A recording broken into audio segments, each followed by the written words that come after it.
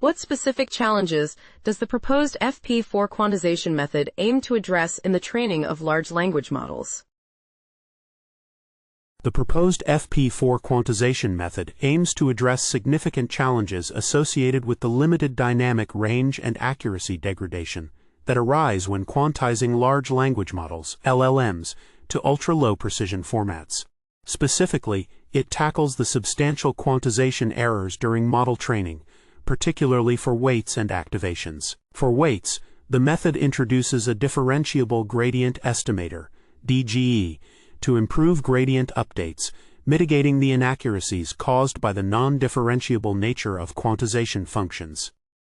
For activations, it employs an outlier clamping and compensation (OCC) strategy to manage outlier values that can disproportionately affect quantization quality, thereby preserving model performance. Overall, these techniques enable FP4 training to achieve accuracy comparable to models trained in higher precision formats like BF16 or FP8, despite the inherent challenges of low-bit quantization. Can you provide a detailed step-by-step explanation of how the FP4 quantization method works, including the roles of the differentiable gradient estimator and outlier clamping and compensation techniques?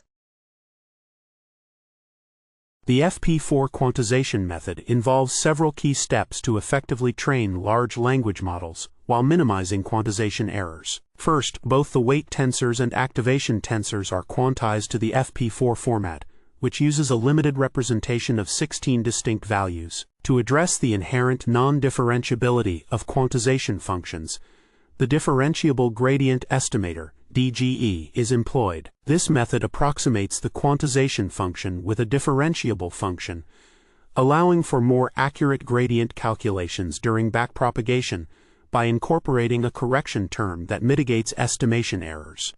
Simultaneously, the outlier clamping and compensation (OCC) technique is applied to activation tensors, where outlier values are identified and clamped to a predefined threshold to prevent them from disproportionately affecting the quantization process.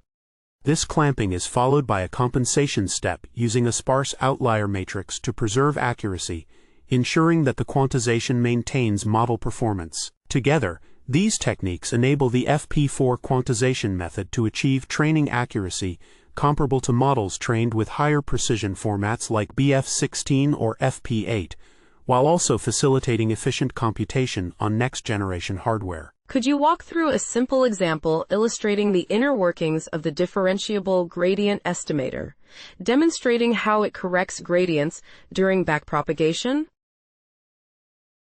The differentiable gradient estimator, DGE, corrects gradients during backpropagation by approximating the quantization function with a differentiable function, which allows for more accurate gradient computation. For instance, when quantizing a weight tensor, W, using a non-differentiable quantization function, F, the quantized weight, W_Q, is computed as W_Q equals FW. During backpropagation, the gradient of the loss with respect to the quantized weight, frac partial L partial W_Q, is calculated, but since F is non-differentiable, it leads to vanishing gradients. To address this, DGE introduces a correction term derived from a differentiable approximation of F, allowing the gradient to be computed as frac partial L partial W approximately frac partial L partial W_Q C dot frac partial F partial W, where frac partial F partial W is the derivative of the approximated function. This method effectively maintains computational efficiency during the forward pass, while ensuring that the backward pass benefits from a more accurate gradient estimation, thus improving convergence during training. What empirical evidence does your paper present to demonstrate the benefits of FP4 quantization over traditional methods like BF16 in the context of large language models? Our paper presents empirical evidence demonstrating the benefits of FP4 quantization through comprehensive experiments comparing FP4 trained models against those trained with BF16. Specifically, we show that after training on 100 billion tokens, the training losses for FP4 models are only slightly higher than those for BF16 models, with values of 2.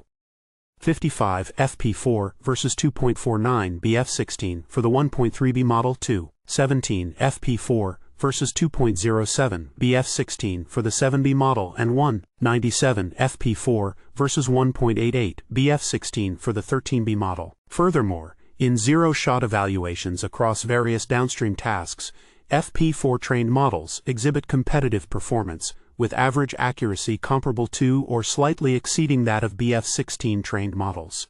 These results indicate that despite the reduced precision of FP4, it achieves nearly equivalent performance to BF16 in terms of both training loss and downstream task accuracy, highlighting its potential as an efficient training approach for large language models.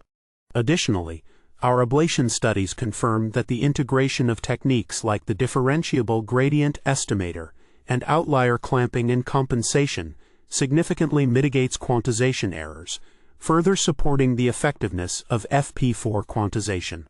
What metrics were used to evaluate the performance of FP4 trained models, and how do the results compare to models trained with higher precision formats? The performance of FP4 trained models was evaluated using training loss and zero-shot accuracy on various downstream tasks, including datasets like ARC, BoolQ, and HeliSwag. The training loss for FP4 models was slightly higher than that of BF16 models, with losses of 2.55 FP4 versus 2.49 BF16 for the 1.3B model. 2.17 FP4 versus 2.07 BF16 for the 7B model, and 1.97 FP4 versus 1.88 BF16 for the 13B model. Despite this marginal increase in training loss, FP4 trained models demonstrated competitive performance in zero-shot evaluations, achieving average accuracy comparable to or slightly exceeding that of BF16 trained models. This indicates that FP4 training can maintain nearly equivalent performance to higher precision formats in terms of both training loss and downstream task accuracy, showcasing its potential for efficient training of large language models. Despite the promising results, what limitations or challenges does your proposed FP4 training framework face, particularly regarding hardware compatibility and scalability? The proposed FP4 training framework faces significant limitations primarily due to the lack of dedicated FP4 tensor cores in existing hardware, which prevents direct measurement of potential speed-up and energy efficiency gains that could be achieved with native FP4 support. Consequently, all experiments conducted rely on FP4 simulations, introducing additional computational overhead from precision casting that prolongs runtime. Additionally, the framework has not been tested on extremely large-scale models or datasets with trillions of tokens due to constraints on computational resources, highlighting a challenge in scalability. This limitation restricts the applicability of the framework to larger models and datasets, which are increasingly common in the field of large language models. Future research directions will need to address these hardware compatibility and scalability issues to fully realize the benefits of FP4 training.